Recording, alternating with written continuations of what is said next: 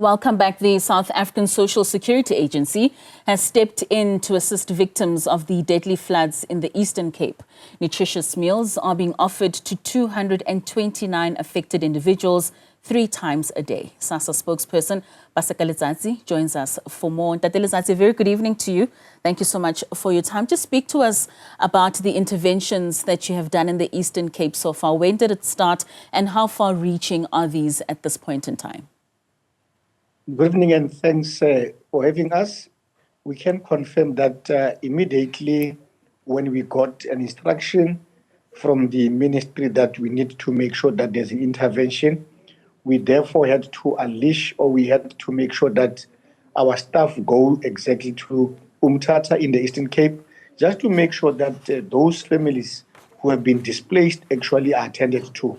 And we can mention here that some of the things that we offer to those displaced families is your dignity packages, the baby packs. We also offer 3 hot meals just to make sure that those individuals who have been displaced are taken care of. Are there specific areas that you are targeting in the Eastern Cape? Definitely. Obviously, as we speak now, I'm in East London, and East London has not been affected adversely like what happened in Umtata. We basically zoomed in areas where the situation has been very bad. And in this instance, I'm sure you may have seen this afternoon that ministers and MECs went to Umtata to make sure that there is an intervention.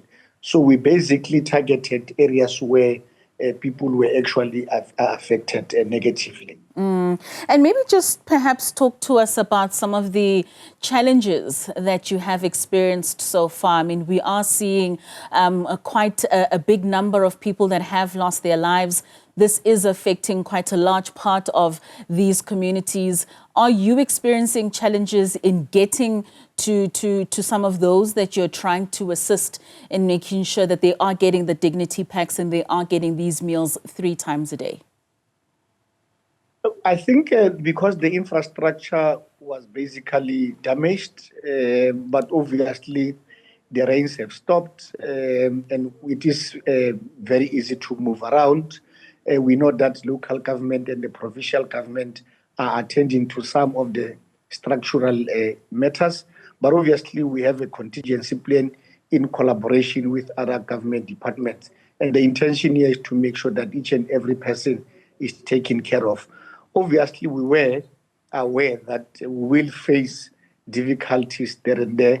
However, we are delighted to say that at least with those particular conditions which were so difficult, we managed to penetrate and go to certain areas to make sure that we reach out to those who are in need. And are there any long-term immediate relief that you're looking beyond the floods to assist, especially those that have been affected? It will depend in terms of the assessments and the report which are going to be given to different departments. But currently what we are trying to make sure is to just to intervene so that people are not left destitute. The intention here is to make sure that they have shelters. The intention is to make sure that they've got access to meals, which we have secured. We work hand in hand with other NGOs in this instance. We work also together with government departments. But we think basically the report will be presented to relevant departments. And if there has to be long-term stay or long-term intervention, I think would be advised accordingly. But what we needed to do was to make sure that when people are there in the halls where they are being housed, are being attended to, we have made the intervention to make sure that people don't go to bed hungry. The minister spoke about a number now sitting at 78 of those who have lost their lives. Is there any assistance for bereaved families that you're looking to give in that regard? We will intervene. Obviously, each and every government entity or a department will play a role to intervene. And in case where an affected individual or a deceased individual was a Sassa beneficiary, we would make sure that we intervene in terms of the SRD, basically to the equal to the amount of the grant the individual was getting. But like I said earlier on, it is not only the South African Social Security Agency, it is a concerted effort to make sure that each and every department plays its role. But with us, basically, we would definitely check in terms of our beneficiaries in particular to make sure that there is an intervention, especially the deceased, as you raised earlier on. And those that are not necessarily your beneficiaries, some who even fall outside the scope of being legal in South Africa, what's your duty as Sassa in terms of a disaster in assisting people that could also find themselves having been affected by some of these floods? Unfortunately, the disaster does not know any nationality. Unfortunately, a disaster does not look in terms of where a person was born. We all get affected the same way. And I think if there's a disaster, as an organization, all that we simply do is to make sure that people do not necessarily double dip. We go through our information just to check if indeed people appear on our database.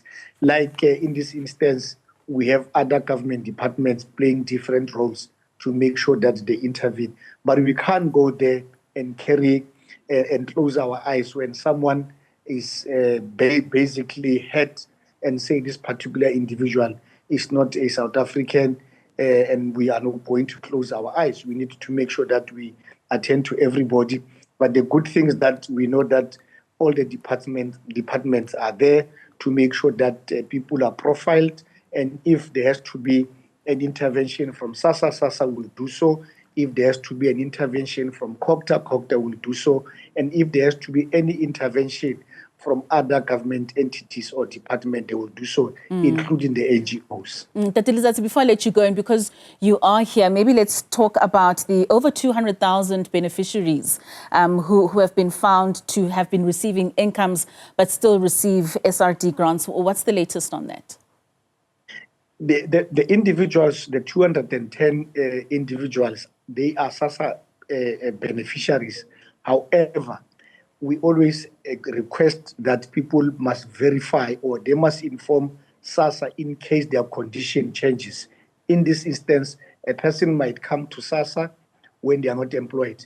We request them when they get employed and they get a source of income to inform the organization that now the conditions have changed. And these individuals were checked and we found out that majority of them have their conditions have changed. We had engagement with them that they must come forward to make sure that they inform the organization of which they did not do it. We have not cancelled the grant, and I think we want to emphasize this.